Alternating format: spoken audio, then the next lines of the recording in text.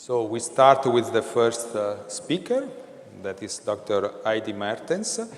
She is from the Ghent University, and she will talk about who needs social freezing. Okay, thank you for your introduction. So my topic is going to be who needs social egg freezing. And the outline of my talk is more or less going to be like this. So I'm first going to talk a bit about the stereotypes that are being used to portray social egg freezers. I think today I've heard about all of the stereotypes that I'm going to talk about. So on the one hand, I was happy to see that my analysis is kind of fitting, that I hear all the stereotypes. On the other hand, you might be thinking every once in a while, I've heard this already this morning. So I hope it'll still be interesting. I'm going to go into how reliable these stereotypes are. And then I'm going to look at to what extent they match with who is in fact requesting egg freezing. And then finally, I'm going to go into who the ideal candidate might be for egg freezing. And I changed the social freezing by oocyte cryopreservation for age or for age-related fertility decline. I think that might be a little less contentious. So the obvious answer, I guess, for who needs oocyte cryopreservation would be women who delay childbearing. But who are these women? I think in the literature, both in the academic literature and in the media coverage, we can largely see three different stereotypes arising, which have already been described earlier by Martin. The first one is a stereotype of the career women. We've heard about that several times already this morning. And then these are either portrayed as selfish career women or as ambitious career women, so that depends on who's talking. On the other hand, we have the stereotype of the victims of the labor market, of a labor market that's structured around male, on male terms, so to speak. And then the final one is of the wise, proactive women who foresee that they will be infertile and who decide to freeze their eggs. So let's look at the first stereotype, the career women. Social egg freezing generally arises because women choose to delay childbearing, and this could be because they wish to further their careers before parenthood. Is this a selfish concern, or is this an ambitious program? Let's look at the first stereotype, which was mainly present at the beginning when we were starting to talk about social egg freezing. I have the impression that this is not so present anymore now, but still a bit. So here the reasoning goes as follows. Women who choose to put their careers ahead, this is a lifestyle choice. They postpone parenthood or motherhood deliberately. Thus, they are accountable for age-related fertility decline. It's not just something that just overcomes these women. They decide, they choose not to have children, and so they choose to be infertile. And so then the logical outcome of this kind of narrative would be that women should not have access to social egg freezing. They should just get their priorities straight. They should just have their children in time, when they're young, when they're fertile, and not postpone or delay childbearing. And I guess this is a typical image that we see of the selfish woman who likes to work and shop, obviously, and then just freezes her eggs to deal with it. On the other hand, we have another portrayal of the same career-pursuing woman, but this time you can also portray it as being ambitious women who are not selfish, but just who want to build a career as men do. And so here the reasoning is a bit different, although it's focused on the same type of woman. So here the reasoning goes that because women happen to be fertile in the same age bracket, say between 25 and 35, at the same time as when they have to perform in their jobs, especially the highly educated women, they leave school when they're 23, 24, so then that's when it starts for them, when they have to build their careers. This is also when they're fertile. So these two are not easy to combine. And so if we do not want to push women to forgo their careers for motherhood or for parenthood, then we should allow them to combine their career with parenthood. So we should allow them to freeze their eggs.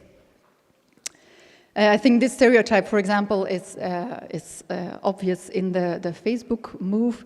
I don't think it's a plot into for women to delay childbearing, even though it might have this consequence. But I think it fits in very good with the philosophy of Facebook's COO, Sheryl Sandberg, who is really what you would call a neoliberal feminist. She really wants women to be at the forefront of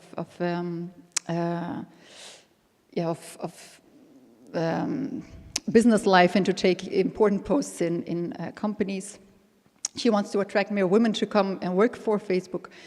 So this was a move to make that happen. So this fits well into this second kind of profile of this first stereotype of the ambitious career woman. So is egg freezing really a good option for this type of women, for women who want to build their careers, who want to invest in careers to freeze their eggs? I think if they have a strong desire for parenthood, if they really want to have children, if this is the most important thing in their lives, and their personal circumstances are such that they can have children at a young age, if they have a partner, if they have financial security, then probably freezing their eggs is not their best option, because natural conception is always the better option. For egg freezing will always lower their chances of having a family or children.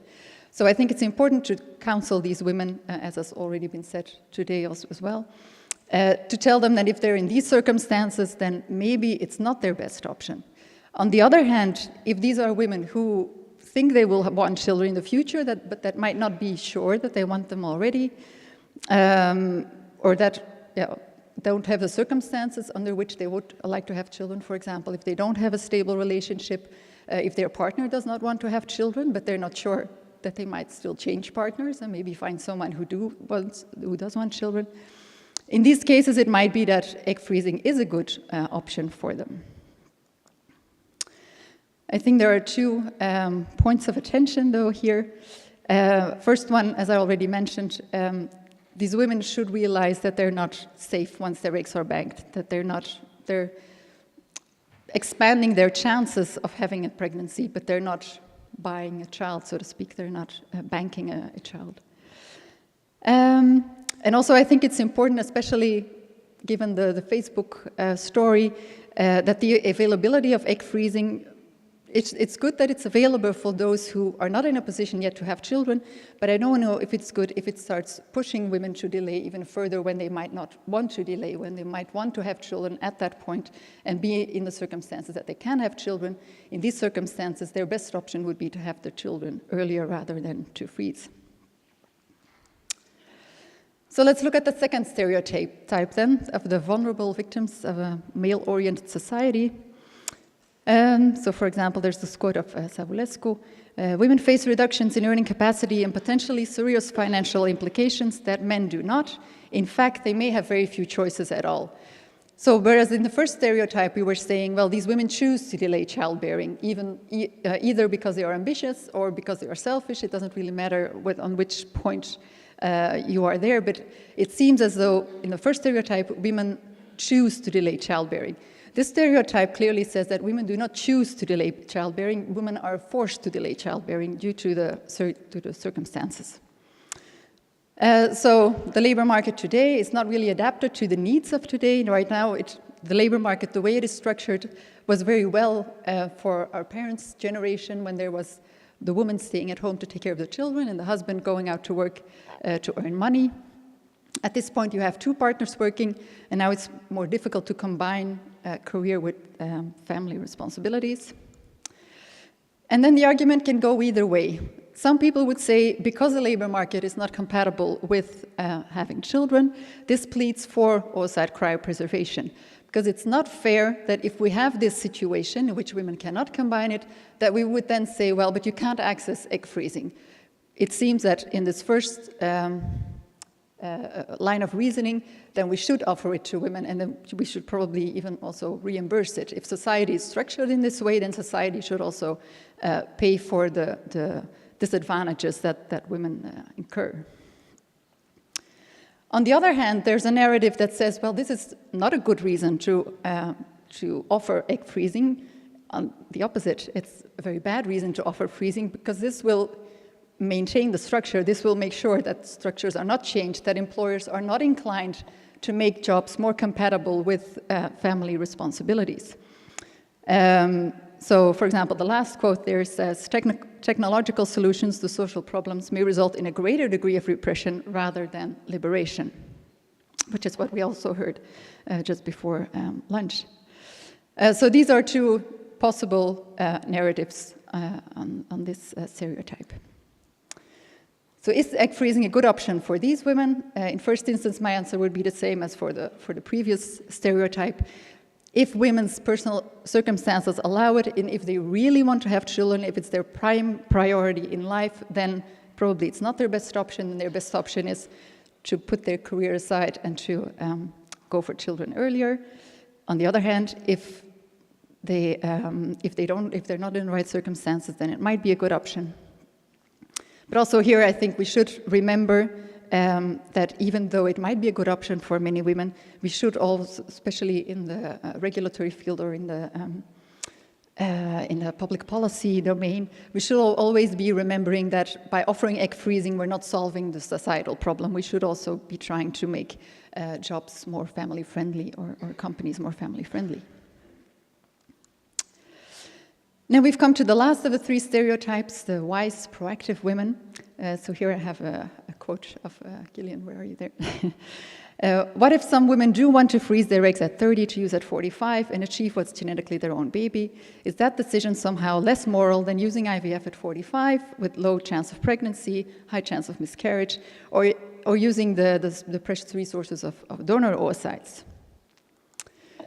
So here the reasoning goes as following. Rising age is a fact. So whereas for the first two narratives, there was this idea that we ought to change the fact that people, or that women, well, or men as well, delay childbearing, that we should change this. We should try to have people to reproduce earlier, either by changing their objectives, by changing their career plans, or by changing the way the labor market is structured. Here we're starting from the observation that people are delaying childbearing. They are having their children later. That's not a variable that we are likely to be able to manipulate. And so in these circumstances, women have a couple of choices. They can rush into parenthood. They can have children when their situation actually is not perfect for having children. When they, for example, are in a relationship that is very recent, but they haven't established a firm relationship, or they're not sure that this is the partner of their lives, but just have them have children quick. Or they might not yet have the financial stability, but still have children. So that's the first option, to have children in less than optimal circumstances. Or they can wait and see. And for some women, this might be a good option as well, for those who say that, well, I want to have children, but if I don't have children, that's okay as well. Then they can wait and see and risk not having children, or risk needing donor oocytes, risk having a higher miscarriage rate, higher chromosomal abnormality rate. Or their third option is to freeze their eggs at a young age and use them at a later age. And framed like this, of course, I think it's obvious that the last option then would be the best option for many women. And this is often framed as a model of self-donation. So if we allow oocyte donation from other women, then why wouldn't we allow it if women donate to their future selves? Is egg freezing a good option for these women? I think in this narrative, the main problem is a problem of utility.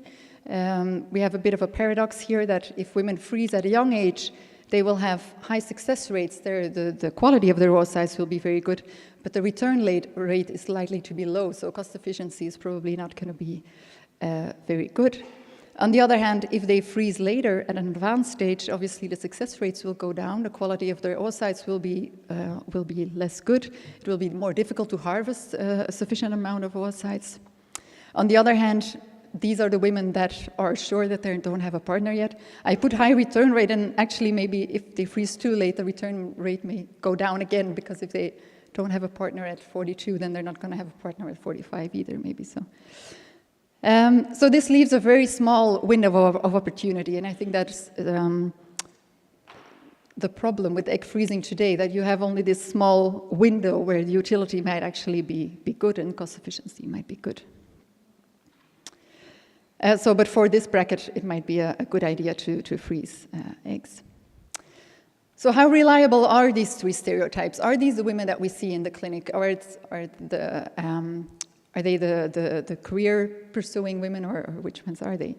And are women, yeah, I was going a bit too quick, are women deliberately postponing parenthood, or are they forced by society? So which of these two first narratives is closest to reality?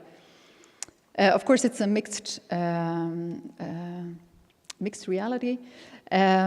But what comes out very clearly from several research papers is that women today find it increasingly important to complete their education, to have financial security, to have good housing, to have a stable relationship, and then start with parenthood.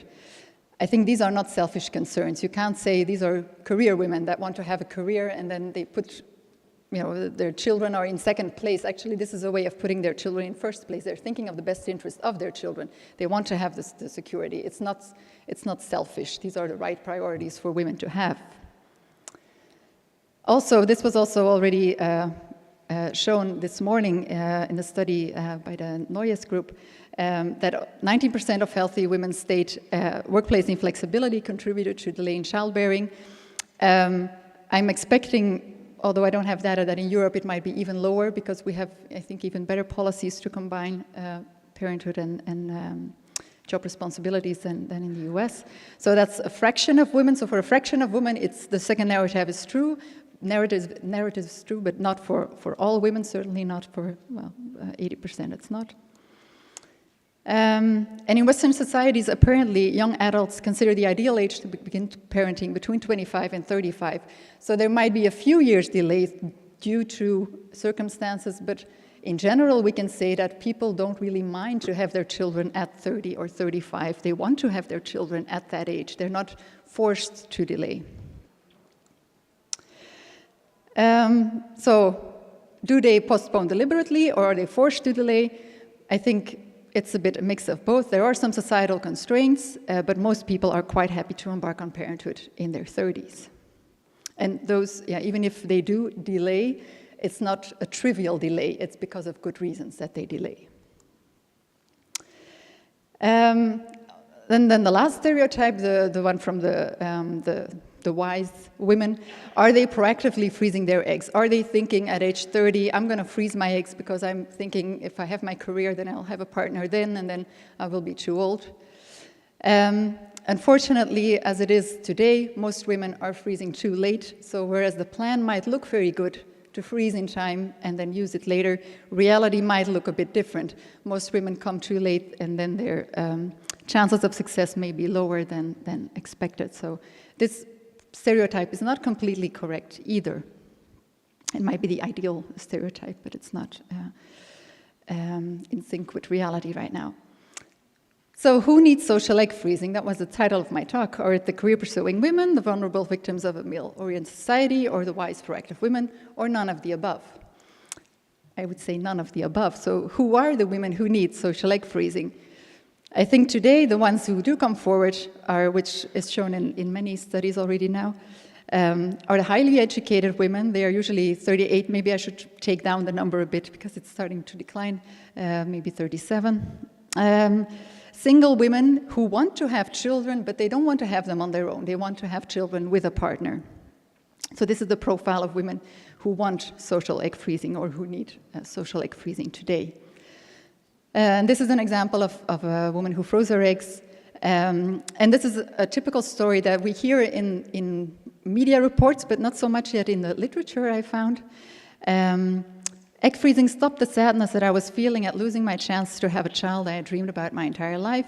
It took away the punishing pressure to seek a new mate and helped me find love again at age 42. So just to make this clear, she didn't freeze at 42, she froze at 36, because at that point she was just in a new relationship and she didn't want to push her partner into having children too quick, so she decided to freeze her eggs at 36. And then actually this relationship did not work out, but then at 42 she was in a relationship that was stable enough to have children, and then she decided to use her eggs. So the overwhelming majority opts for freezing because they lack a partner or at least a stable relationship. We've already seen this on several slides already today. So not necessarily because of their career. And they may indeed be single and childless due to investments in their career, but it's not the case that they purposely freeze their eggs because they want to advance their career, usually, or because they're pressured by their employees, but usually it's the perpetual postponing that leads them to eventually freeze their eggs. And then finally, which I think I would hope gets some more attention in the scientific research, women seem to freeze their eggs also for a large part because it takes the pressure off their shoulders of finding a partner quick and of pressuring themselves and the partner to have children quick when they might want to build a stable relationship first. So a concluding thought then, what might be the ideal egg freezer? Who needs social egg freezing? It might be a woman of 35 who is not in a stable relationship or in a relationship in which the partner does not or not yet want to have children. A woman who wants to be a parent, but who doesn't necessarily want to be a parent in the sense that she doesn't want to be a single mom. And also important, I think, it should be a woman who is well informed about the limitations, that she knows that there's no security in freezing the eggs, who's well aware of the risks and of the costs of egg freezing, and who's free from outside pressure to freeze her eggs. So if there are any questions, I'll be happy to answer.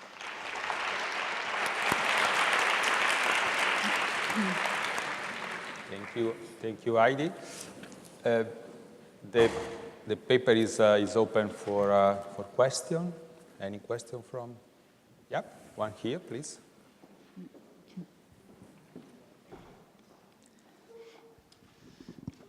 I don't know if you spoke about that, but did you cross the situation, a stable couple, they're okay together, he has his job, she has her job, and they decide to delay the baby. They together decide to delay the baby.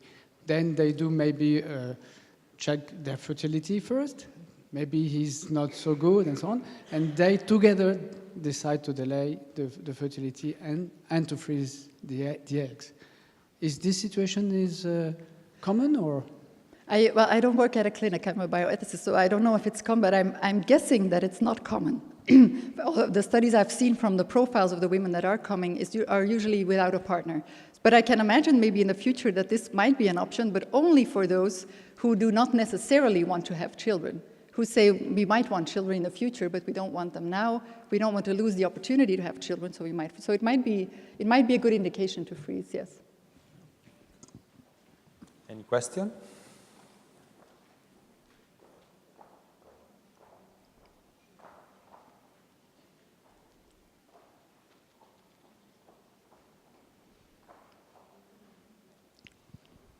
I was thinking, we've talked a lot today about women and women's choices, or what women want from egg freezing, these sort of things. But what do you think men's role is in all of this?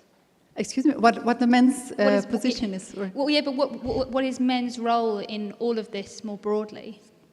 Yeah, well, I think it's a story of two sides, obviously, especially the delay in parenthood at first birth. I think it's a story both of men and women.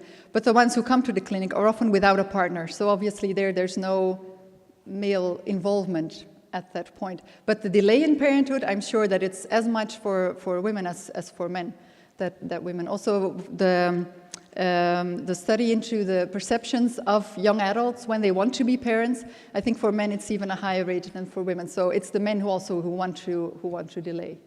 Thank you.